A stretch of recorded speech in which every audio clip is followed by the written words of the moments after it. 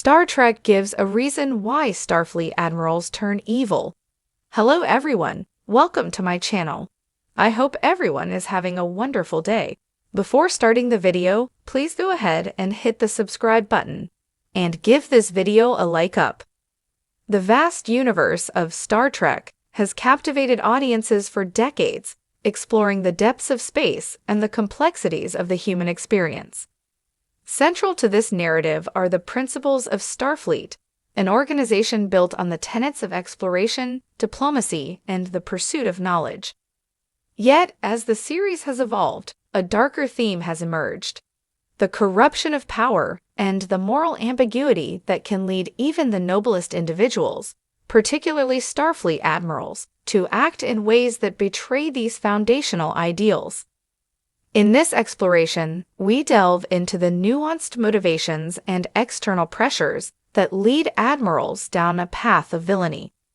From the consequences of war to the burdens of leadership, we uncover the reasons why those once entrusted to uphold peace and justice may succumb to the temptations of power, revealing a complex tapestry of human nature that resonates deeply within the Star Trek narrative.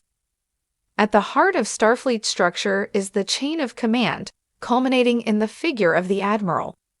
This position is one of immense responsibility, tasked with making decisions that can alter the course of history. However, with great power comes great pressure, and the burden of leadership can warp even the strongest of moral compasses. In the Star Trek universe, admirals often find themselves in situations where they must choose between the greater good and the safety of their own personnel. This moral conflict can lead to rationalizations that justify unethical actions. Consider Admiral Christopher Pike from Star Trek Discovery. Initially portrayed as an honorable leader, his experiences in the war against the Klingons place him in a position where he must make difficult choices for the survival of the Federation. The psychological strain of such decisions can foster a sense of paranoia and mistrust, causing admirals to prioritize their own agendas over Starfleet's core values. The threat of losing everything they hold dear can lead to a fear-driven approach to command, where they begin to see enemies in unexpected places and view betrayal as a constant possibility.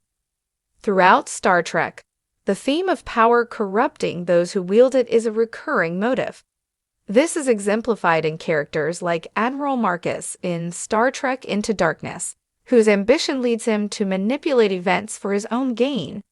His willingness to sacrifice lives for the sake of a military agenda highlights how easily the principles of Starfleet can be twisted when personal ambition and fear take precedence.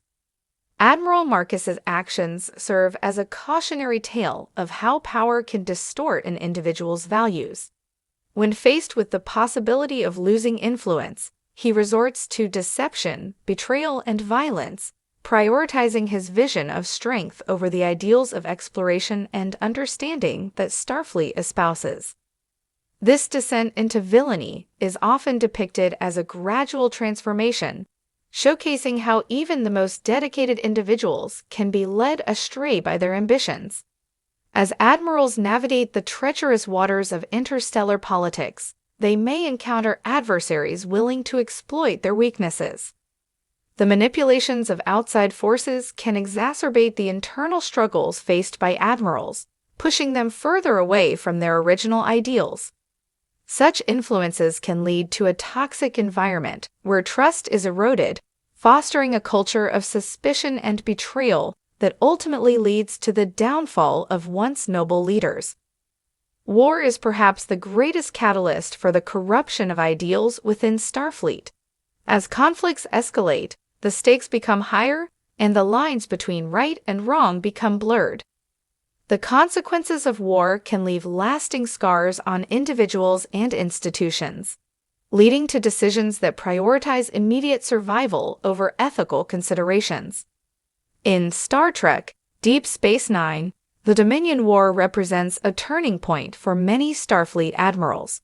The relentless nature of the conflict forces leaders to make harsh choices that, while pragmatic, may compromise their values. Admiral William Ross, for example, embodies the struggle between loyalty to Starfleet's principles and the brutal realities of war.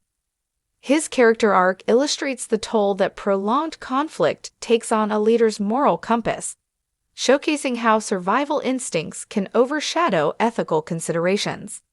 Moreover, the aftermath of war can breed disillusionment among admirals, leading them to question the very foundations of Starfleet. The horrors witnessed during combat can create a sense of hopelessness, driving some to adopt a more authoritarian approach to leadership. In their eyes, the chaos of war necessitates extreme rise through the ranks. They often become increasingly isolated from the realities faced by those they command. The higher echelons of Starfleet can create an insular environment where decisions are made based on abstract concepts rather than the human experiences of those serving under them. This disconnect can lead to a profound sense of loneliness and a skewed perspective on the consequences of their actions. Isolation breeds arrogance. Admirals may come to believe that they are above accountability, leading them to justify unethical decisions as necessary for the greater good. In Star Trek, Voyager, Admiral Janeway's leadership is often scrutinized, particularly when her decisions place her crew in jeopardy. Her isolation, both physically and emotionally, creates a chasm between her ideals and the pragmatic choices she must make. The ramifications of such isolation can extend beyond the individual. The Admiralty's collective detachment from the realities of Starfleet can foster a culture where ethical concerns are sidelined. When those at the top fail to acknowledge the impact of their decisions, it creates a dangerous precedent that can lead to systemic corruption within the organization. Ideological fervor can be a powerful motivator, pushing admirals to pursue their vision of a perfect future at the expense of ethical considerations. This can manifest as a rigid adherence to dogma, where personal beliefs overshadow the mission of Starfleet. The drive to impose one's worldview can lead to a form of moral absolutism, where the ends justify the means. In Star Trek Discovery, we see this theme explored through the character of Admiral Cornwell, whose unwavering dedication to the Federation sometimes clouds her judgment. The ideological zealotry can blind admirals to the complexities of interstellar relations, leading them to take actions that alienate potential allies and escalate tensions. When admirals become consumed by their ideologies, they may start to see dissent as a threat rather than an opportunity for growth. This paranoia can result in a vicious cycle where those who challenge their views are silenced, further entrenching the admiral's position and perpetuating a culture of fear and repression. The desire to leave a lasting legacy can also corrupt Starfleet admirals, motivating them to pursue recognition and fame over the ideals of exploration and cooperation. This ambition can lead to reckless decisions, as they prioritize personal accolades over the welfare of their crews and the greater good of the Federation. Admiral Marcus's machinations in Star Trek Into Darkness are driven by a desire to create a legacy of military strength. His willingness to engage in unethical behavior to achieve this legacy serves as a poignant reminder of how the pursuit of personal glory can lead to the betrayal of core values. His ultimate downfall illustrates the precarious balance between ambition and morality, highlighting how the quest for legacy can result in a legacy of shame.